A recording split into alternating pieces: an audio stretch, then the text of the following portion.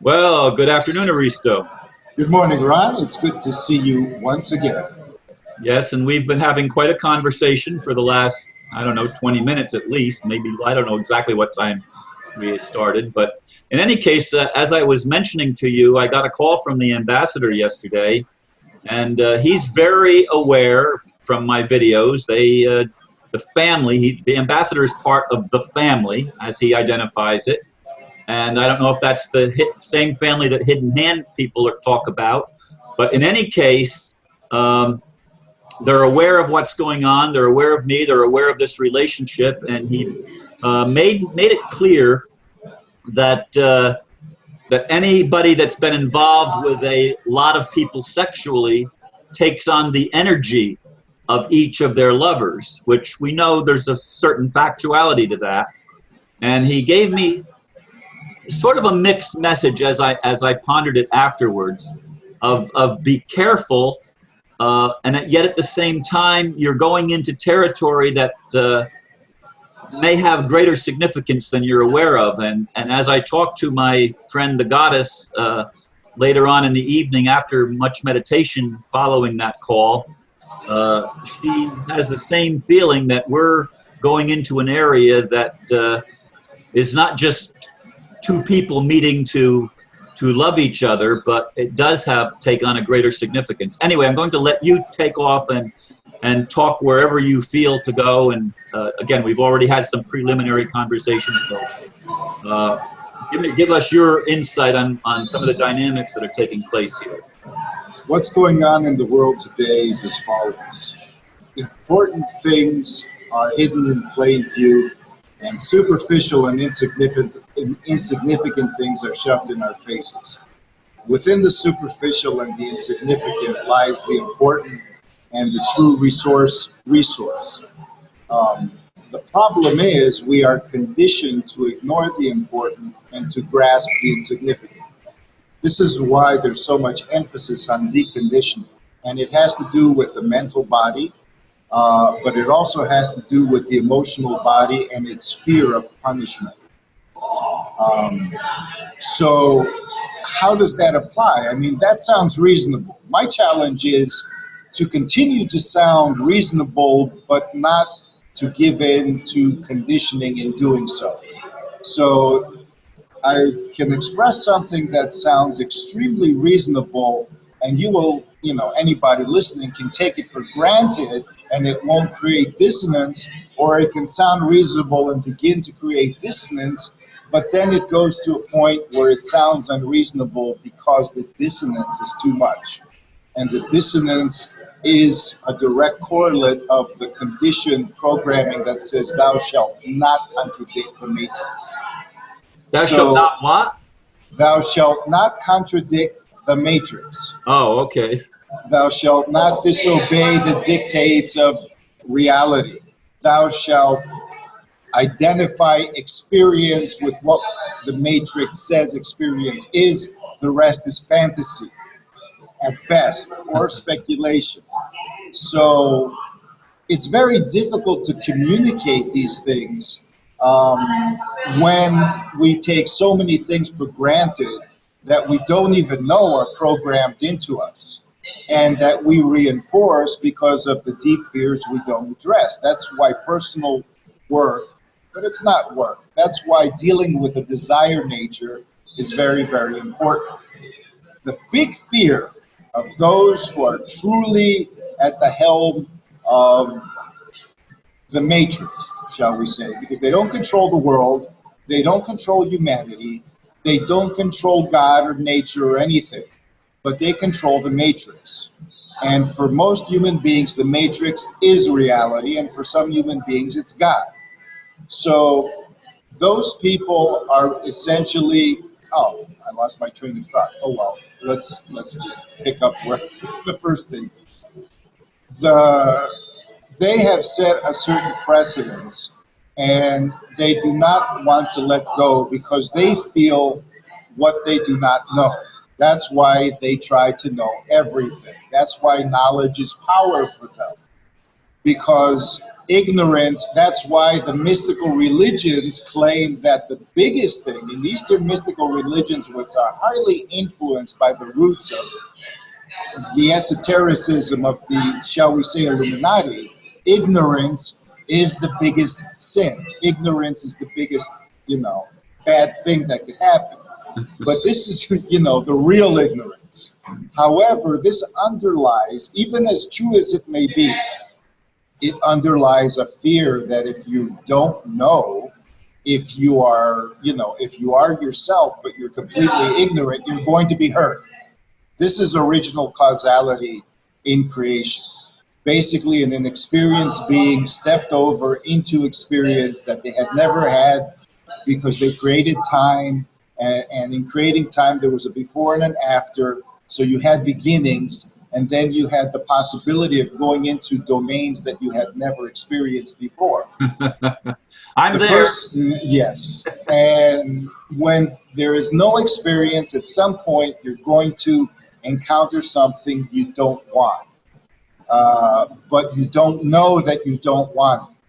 You may feel that but if you only listen to the nature that says, well, I don't want this, you're going to miss out on a lot. You're going to basically have your life, well, I don't want this because of the implications, but there may be nuggets that you do want in there. It may be a Garden of Eden where you find yourself, but there's going to be limitation that's going to generate a continuous sense that, well, I could be doing more here. I don't know what it is, but I'm afraid to face it because of the possibility. And so one day, something in nature, something in existence, whatever you want to call it, there have been many myths about it, say, fuck it, I'm just going to go and do it. And that was it. It wasn't the earth, it wasn't whatever, it was basically going against your desired nature. Because the desired nature was sensing a band of possibility, but it couldn't pick out the nuances of moving through to be able to make the most of that possibility and say no to what it really didn't want and yes to what was hidden within that band of possibility. So basically, existence realized that the one thing it didn't want to do was contradict itself and contradict its own desire. But in order to get into a realm of fully open possibility and full freedom and full creative potential and full bliss and all of the stages in between, it had to, well, what is it like when you do that? And one would think that, okay, the kid got their hand burnt or whatever, then realized that, okay, I can now use the stove, but I don't have to burn myself in doing so. However, when and we take that for granted because usually there's some adult to tell the kid, okay, you burnt yourself, this is the way it is. In nature, you have the parents in mammals especially, or you have instinct. All of this is based on precedence. When there is absolutely no precedence and you get hurt, it starts a snowball effect. Because you try to step back and you contradict something else, you get hurt again. And then, the reflection of that hurt creates something that you don't recognize and you step into that and you get hurt again. And you've seen fractals, where they start from a little seed and then they just blow up into this complex, chaotic pattern. That's how trauma operates, unfortunately. And that's part of the wisdom that existence has gained. At some point, the snowball effect was able to slow down, if not completely stop, because as this happens, existence is also gaining experience in correcting the situation. There's also healing going on, even though this healing has not yet happened in the realm we call material. And not just the material, because human beings can sense that healing is occurring and has happened in more rare. I mean, we have this thing called heaven. Heaven is where healing has already occurred. Let's put it that way. It's not a pristine, never been touched virginal zone. It's a zone because we have myths. The war in heaven, that kind of mythology that touches our collective reflects, and it's in every culture in some version. That mythology means that heaven wasn't immune to trauma. But because it was more rarefied, things were more flexible, and certain high contrast did not exist, and it was less feminized. because there was less of a desire. There's less of a desire nature in heaven. That's the problem. I mean, you can go to heaven, have all the sex you want, but you'll say, man, it's not the same as it was on earth. It was far more intense on earth. Why? Because More friction. More friction. Why? More vibration, more substance. The desire nature is the substance of existence. The desire nature is the prima materia. It's the prime matter. It's the prime mother. That is why I said the goddess. Divine feminine. Exactly. Her name is desire. If the divine masculine or spirit, if the name of the divine masculine is spirit, I won't use the word God, but light, illumination, delight, bliss, it's what desire wants. It's the two halves that make up the whole. The essence of perfection is their union. However, their synthesis, which is not a full fusion, but a dance, that's where they want to go. And to do that, you have to be able to enter the void where everything is possible, but nothing has happened. Let's put it that way. You have to enter into the void. Of infinite possibilities. Exactly. Potentialities. Potentialities, making things happen, basically. And when the first thing you make happen that's significant, because everything else is like, okay, yeah, I've been there, done that, this all reflects my essence, it's perfect. We didn't, we were problematized, we were problematic as existences, not humans, but the whole thing basically, not because perfection was imperfect.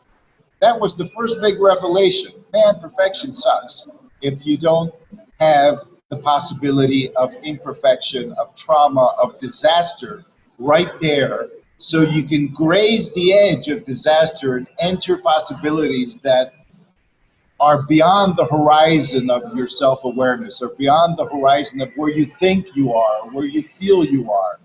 That's growth. Growth means new territory. So this is why the inner child comes up all the time, because our issues are issues of growth. I grew, I got slammed, I refuse to grow again. I'm just going to stay here and do this, and we're going to force it to work. And, and it's going to die. And that's what some are realizing. However, some realized it off the bat. Let's put it this way. In the dimensions of existence, I'm not going to get into specific mythologies, but in the dimensions of existence, some aspects of being said, fuck it, man, let's just cross the line and do it. How? The hammer fell, they got screwed. Other aspects of existence were like, I don't know about that. I'm just going to stay back and see what happens. And that's where most of humanity is.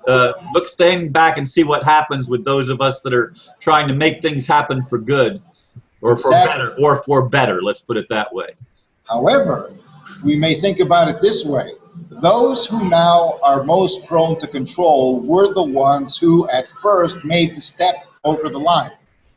And now they're dealing with the fallout. Those who now are moving into new territory were the ones before who held back at first.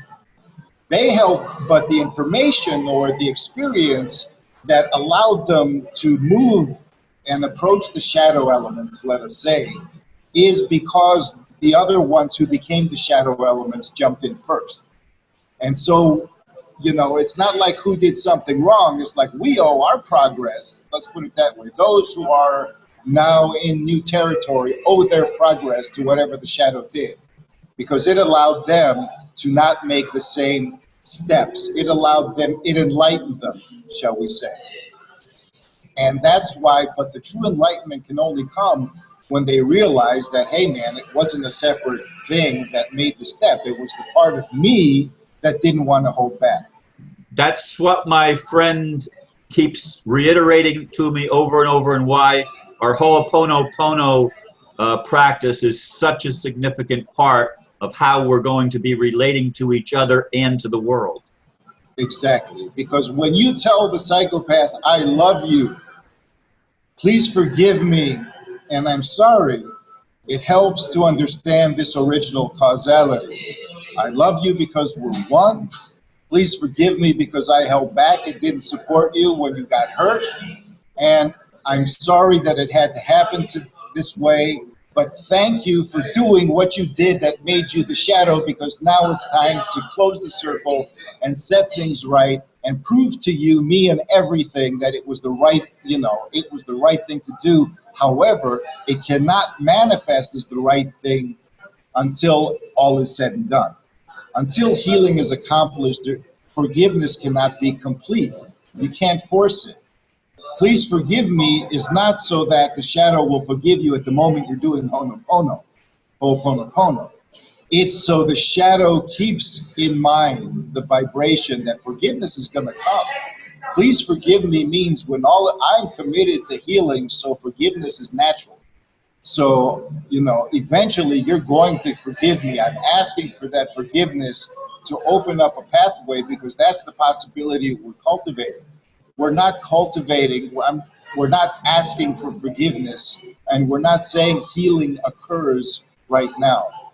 There are two things in this path. Fulfillment is defined in two ways, as I understand it. There is process fulfillment and there is outcome fulfillment. You can take sex. Process fulfillment is something most people lack. This is the problem for most people, because they hate their lives and they believe that they can just jump to the outcome, that fulfillment, and that's going to be enough. You cannot force yourself. They don't want the bridge over troubled water. They want the quantum leap over the chasm. Well, the problem is they don't see a bridge, because they realize that there's points where they got to fucking swim. You got to dive into the river. You got to learn to swim. It's going to be cold. However, once you get in there, you can actually start having fun. There's a crazy way to have fun in troubled waters. There's surfboards, there's kayaks, they're a lot cheaper than bridges and getting a bunch of people. So, and in order to build a bridge, why am I saying this? Because if you're going to build a bridge, you have to have somebody on the other side to do the other part, to mark the positions. Bridges are built from both ends and basically reach to the middle. It's very hard to build a bridge from one end, unless you have something that you're just throwing over the other side like the military does. But, that's what the so-called families, Illuminati, whatever, that's one of their things. They have think tanks, and they have meditation tanks, and they go through intuitive and psychic zones and computer programs. And one of their questions is, well, can we just, use an equivalent, an event structure or probabilistic timeline equivalent of one of those military engineering trucks that throw a bridge over? They have it on their top and it just unfolds and then put it down, and then we can cross to the other side. And the answer is no, because once the chasm sees you with one of those things, then it's going to wipe. It's a dynamic chasm. If you approach it the wrong way, it gets bigger. It's living. It's not a dead geography that has a set distance that we can cross. It's a living thing because it's made of the desire substance of the omniverse. It's the hurt body of the goddess that has taken diabolized spirit, let's say. If spirit contradicts itself, it goes insane. Spirit is not of the desired nature, so it really doesn't feel anything unless it's one with the desired nature at that level. However, it can contradict itself and get locked. It gets trapped in a loop. And if it gets trapped in the loop of knowledge or self-enlightenment, it becomes diabolical, which means it loses track of itself. It just gets stuck in the pattern, and it keeps endlessly repeating that pattern. How the devil is born. Exactly. I mean, religion never tells us that. It just tells us that, well, God gave the devil free will and he chose to be an asshole. Well, that's a stupid thing to say. I mean, what kind of, claiming wisdom and enlightenment, you say something like that? No, the whole point of the devil is insanity. I mean, everybody can see that. I mean, they say, well, God must be insane to allow these things to go on in the world. No, we're the ones who are insane and cannot address the deeper level of things happening. I mean, on some level, even New Agers, people who are into meditation, they get intuitive glimpses that, well, it's happening. The transformation is happening. We should just accept it. It's like, well, no, not if you're not participating. You're viewing it from a distance, but you're not there. You're not part of it. And if you're not part of it, it's not going to be happening to you. You're always going to be with the binoculars looking far away until your body collapses from lack of participation. So one of the things, the deeper reason that you were told that your relationship is, basically the way I heard it was, fools rush in where angels fear to tread, but that doesn't mean we shouldn't go there. So one of the reasons is because you are addressing the desire nature in a new way. And instead of building it, and before a bridge can be built, perhaps you can decrease the gap itself. If you can make love to the desire nature itself, if the spirit nature within us can make love to the desire nature within us, and without, and around, and if we can connect to the spirit nature without and around and interconnected between us, and set up this cooperative process where once we engage in it in its truth, we can begin to trigger certain things from childhood where we would have fun playing an adventure that seems dangerous and exciting. You know, as kids, we used to go to these old abandoned buildings that were dangerous, but oh, this is a haunted house, Yeah. And we were scared shitless. I had them too. And we had fun. And where I lived in, I went to school in Greece 1 year in elementary school, and there were places where there were actual bombs from World War III that were half dug in the ground. World War III? World War II. Oops. Let's not reject that. No. But like I said, dimensionally speaking, the difference between something that happened and a probability that may happen is the line is very blurred. And the thing is, I don't think if we can relate to probabilities that may happen in the way that we relate to the past, it's over.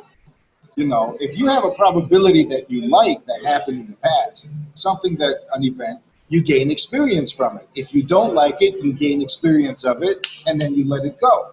If you have a probability in the future, you can do exactly the same thing.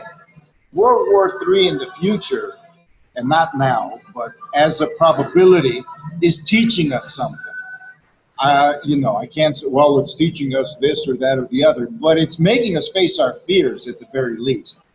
It's making us face our nature and the way controlling activities, making the families that you talked about face this. But the point is, their issue is that they cannot relate to the desire nature. For them, it has always been the enemy. For most religions, the desire nature has always been the enemy. Sin. Exactly. Sin is expressing the desire nature. Unless God tells you to do something, whether you like it or not, you're not going to do it. Unless the authority tells you to do something. The problem is hypocrisy sets in and the authority expresses their desire, but they're not. They're not expressing their desire nature. They're expressing the diabolical program that afflicts their desire nature and is forcing it to do certain things against its will. They are prisoners of their own spirit and insanity, and we know this. This is why certain parents of the so-called elite torture their children to destroy and traumatize their desire nature. Otherwise, they're a threat to them. So these people understand this, and for the first time, they're getting it, that, look, man, it took you all this time to get it, for all your knowledge and all your wisdom. You've been, even when they said, but there are factions within these groups that are all for the divine feminine. But it's bullshit. They're worshiping forms of the feminine, but these forms are like the spirit of the goddess without the desire nature. And the desire nature is not all traumatized. The desire nature is basically, now if you start living by the desire nature, you will become afraid, because you're going to think you're going to be selfish, because you're going to think it's going to disconnect you from other people, that you're going to put yourself first, and all kinds of things. But, or you're going to think, you're going to try to instill the spirit nature that has a ready-made pattern. I mean, that's the whole point of spirit. the male or outgoing yang. It's not male and female as a gender, but it's an outgoing, radiating dynamic. Basically, the desire nature magnetizes, and this is what fulfills the magnetization. It's the energy that corresponds to the desire. It's the pattern. It's the desire. I mean, I want something, or I want. Before I even know anything, all I know is that I want. But what is it that I want? Well, that's the answer from grace. That's the answer from spirit that comes in and fills me with a sense of livingness to either go out and get it or make it or manifest it myself or have it manifest in my life. When something manifests in our lives, we notice that a vibration increases, a sense of aliveness comes through. This is the presence of spirit, I'm feeling it. Exactly. You're feeling a cosmic dynamic going on. And the fact is that it goes on in everybody's lives. You don't have to go to any special place or do something special. It's just that, and mystics have said this time and time again, you don't have the ears to hear, you don't have the eyes to see, and that's the problem, because heaven is already on earth. It's already all around you. But unless it comes and awakens, the within and the without awaken together, it won't be realized in experience. And you've been saying this continuously. The important thing is that it's being understood by those in high places. Because, like I said, the so-called families are aware that there is causality beyond them, that they cannot control. They control the matrix, but there's other things going on. And there's very, very few people on this planet who can express what those other things are. And even if they could express them, first, nobody would understand. Very few would understand them. Second, they shouldn't understand them, because the matrix is profanity at this point. The matrix is basically a distortion of the desire nature. That's the primary harmfulness of the matrix. It's not because it's a matrix. I mean, we human beings are meant to create a matrix as a template for nature to say, oh, here's another option. Here's another possibility, and we can meet each other halfway and we can work together because we're part of nature, and the matrix is meant to be part of nature. It's all one thing. However, when it becomes an alienated, the web of life, and the human contribution to the web of life is a web, a subweb, a matrix, a womb within a womb. You might call it a virtual reality chamber within a greater reality chamber, or something like that. But essentially, human beings are beta testers of possibility for the rest of nature. Let's put it that way. And we're beta testing the healing. We're beta testing redemption. We're beta testing the apocalypse, and we're going to keep doing it until we get it right.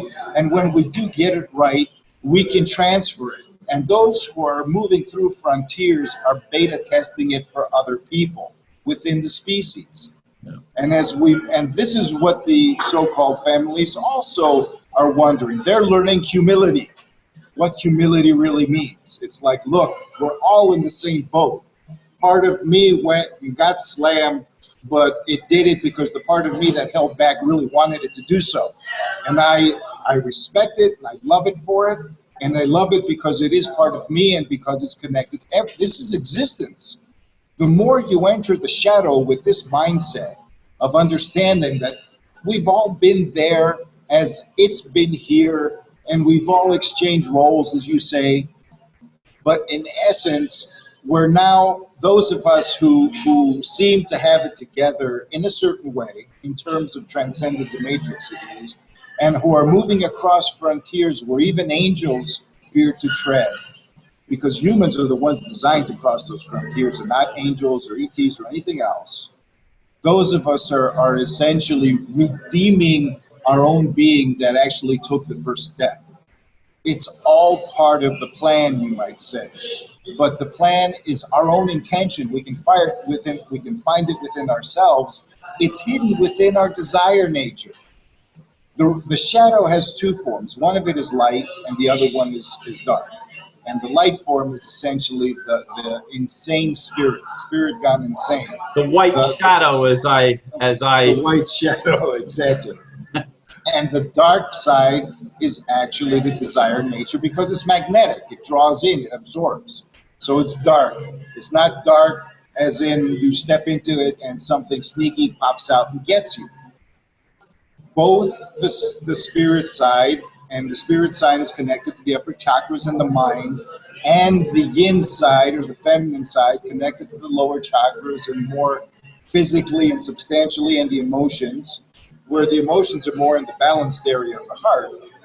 But both of these sides have their own versions of conditioning. The New Age, because it fears and because it's been conditioned by the Matrix itself and all of that, is on the side of the mind, reprogramming, the mind approach. All you have to do is just say a few affirmations, just convince yourself it's all okay, it's going to be okay. But it doesn't address the exercise in denial and avoidance. Exactly. Exactly. Like I said, the three strategies of modern medicine. Radiate it with the positive, amputate it, and deny it, or else poison it with guilt and blame. And I've been actually reading about the 7 deadly sins and all of the religion, and all of the tactics were the same. They used East or West or whatever. The strategies doesn't matter. It's like, well, you either deny it or you poison it with guilt or threats, or else you shower it with some positive pretense. And we're now approaching something different. And this is the realm of the unknown. Like you said, when in 2011, when the 9th wave came through, you said we're entering an unscripted territory. Yeah. We're writing our own script. And that's the big fear of those who are based on plans. They even think of a divine, well, the divine plan is entering the unscripted territory. This thing has never been done before. All of the possibilities may have been thought out in the so-called mind of God, so to speak, but the choices we make through the desire body are going to precipitate those possibilities into actual experience, manifest realities, and that is what we're creating. So I think I've talked quite a bit now. Yeah, I didn't look at the time when we actually but I'm pretty sure it's over a half an hour, but I don't think it's 40 minutes yet or whatever. Okay, yeah. I'm purely guessing. It was past 8:30 when we began. It was around 8:40. I think it was somewhere around. It could have been as late as 8:40. Okay. Oh, so we have some time, about 10 minutes or 5 minutes. I'm thinking we started somewhere between 8:35 and 8:40, but I don't. Yeah. I thought of that after we got into it, that I didn't record the time in my head. Yeah, it was actually 8:38, so we're about 35 minutes. Okay. I don't have anything that keeps time on my end. I'm looking at your clock. So you're looking. Okay, yes, okay. Across the shoulder. So in any case, I just wanted to keep time because this topic is significant. It connects your relationship and all of these things. Everybody else thought, well, why is he talking about this? It's none of our business, all of this. And all of our business. It is. All of our business. It really is. I mean, people don't get that, but it's all of our business. It's very, very difficult to look beneath the matrix because you have to, one thing that helps is an archetypal and symbolic approach. An approach that says, well, it seems like there's something there, or like a spirit or something. I don't know what it is. Well, when you approach it in a sense of what is it as if there's a higher force, as if there are ETs, as if there are reptiles, as if whatever. But don't forget that the as if means that you don't quite know what it is, but you have a vague sense of it. It's interesting, Aristo, in this dynamic that's going on with this goddess and myself. We are both willing to play with do the archetypal dance, shall we say?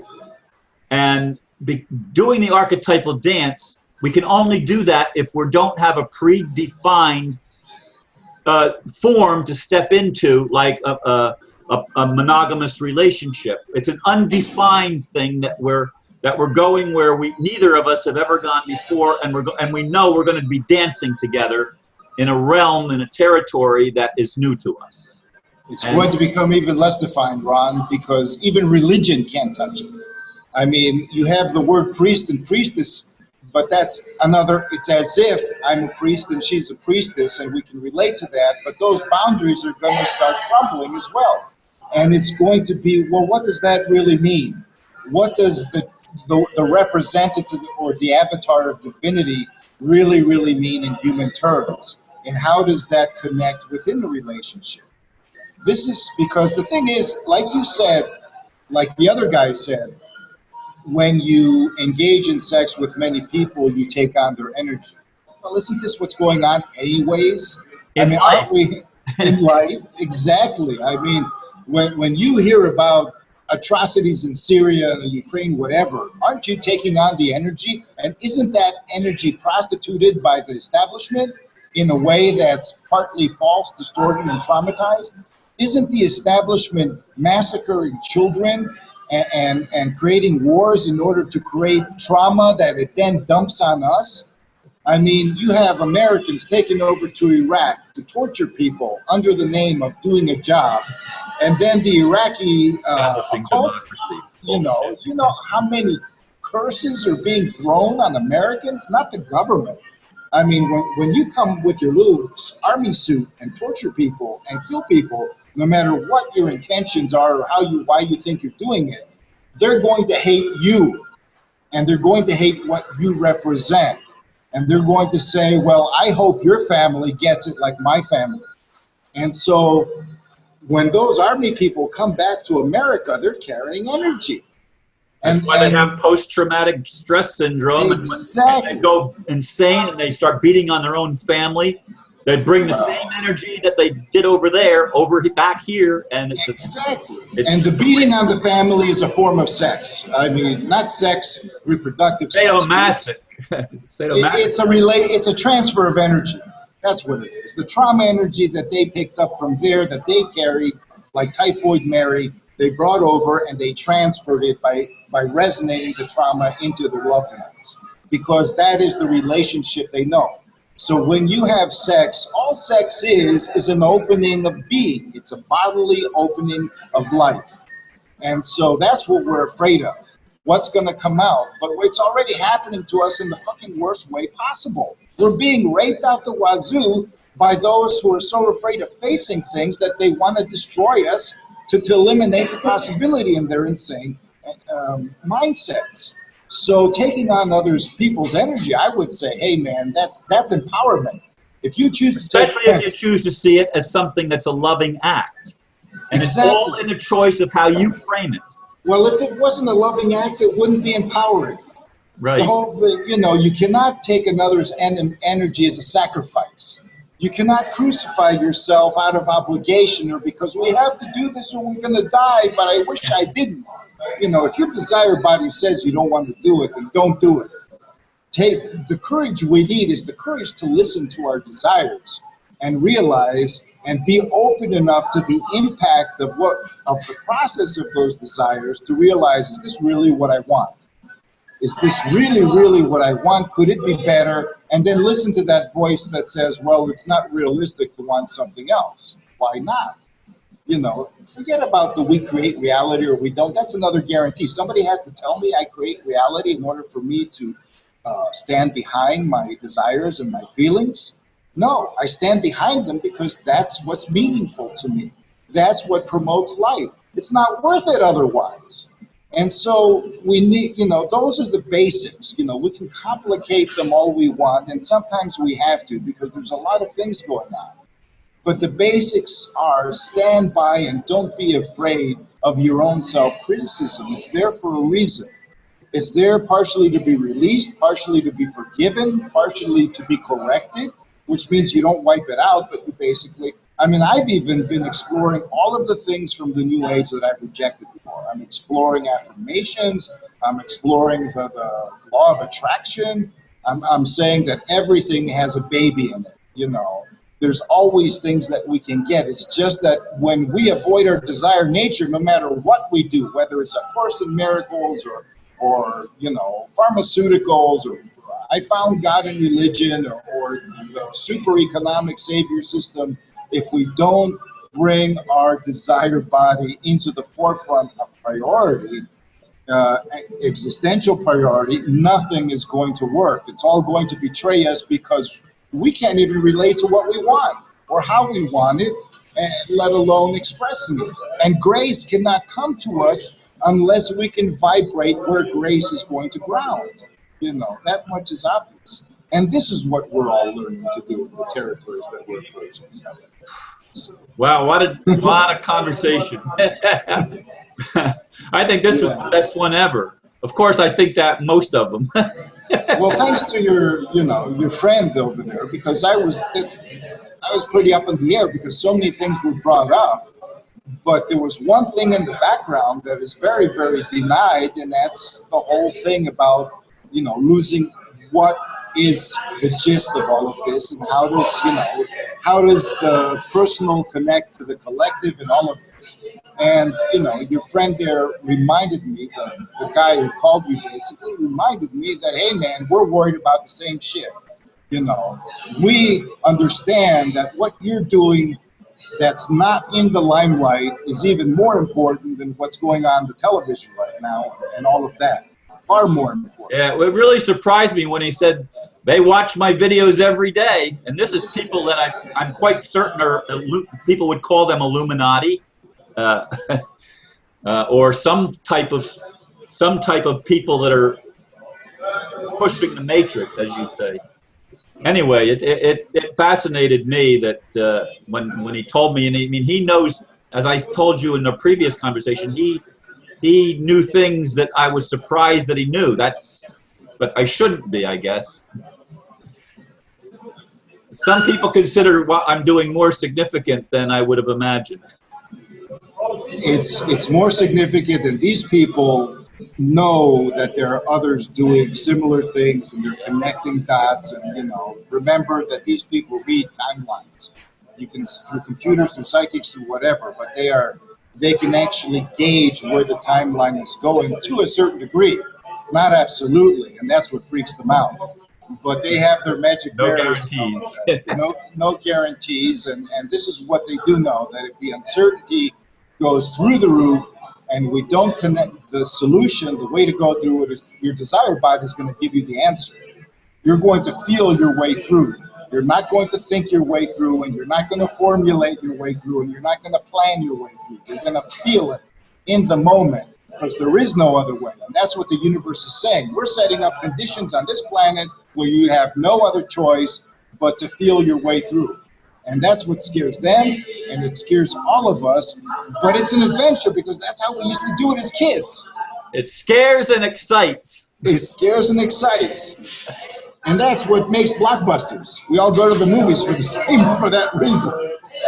Ah, the roller coaster. It's not a game, and it's not a role playing or whatever. It's in the sense of the implications. It's very serious and real. However, the only way to actually move through it is the best way to take it seriously is to be adventurous. That's the paradox. As she says, we're risk takers, and she knew that with her husband when they opened their marriage to allow other energies to flow and to allow desires to be met unhindered and without judgment. Exactly. I think there's great wisdom in setting up a relationship exactly that way. There's great wisdom if that is your calling. I mean, what they did was understand what their calling was. Their desire nature told them that it was okay to do so. And the challenge is not in doing it. The challenge is actually opening up to your desire nature so it can heal in the process. And that's the part where, because everybody who comes and objects is basically a reflection of our own resistance, our own hurt, and all of these things. And to take out the programming that's trying to tell us to stop it, not because it hates us or it's really hurting. It's a program. It's insane. It needs to go back to God to heal. It needs some things need to be released. That's why even Christianity has the idea of metanoia or repentance. You release and change your mind. The only way new spirit can comes in is if the old spirit is released. You played your role. Go there, and it will instantly come back because there's no time in the spirit realm. So, you know, the devil is released instantly, even though in the devil's framework it may take an eternity of healing, so to speak. Well, That's the way we it could goes. go on and on. I mean, I find this most fascinating, and I'm sure other people will as well if they're ready for it. Well, all we need to intend is that more stimuli, such as your friend, and reflections can come in, and every other conversation can actually touch. That's what I intended. I said, well, I want to bring this into a domain that's interesting to everybody, that flares up passions, that addresses things that need to be addressed, and that nobody else is essentially talking about. And I think we're moving in that direction. Yeah, we are. Thank you, Aristo. I'm not going to stay on and talk, as I have an appointment actually at 10:30, and I need to get myself moving toward that. So thank you very much, and we'll talk again next week. Let me know if it's another day than Friday. Let me know. And thanks to your hidden hand friend for opening up the door, so to speak. Yeah, and he's also very interested in Mr. Sino. I mean, they're interested in people that want to do the right thing.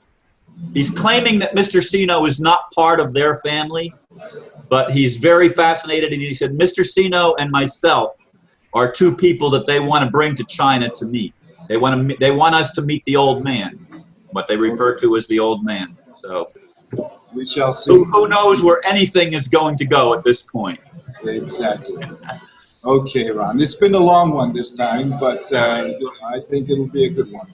Thank you. So till next time. Namaste. Namaste, Ron. Yep. Okay, let's shake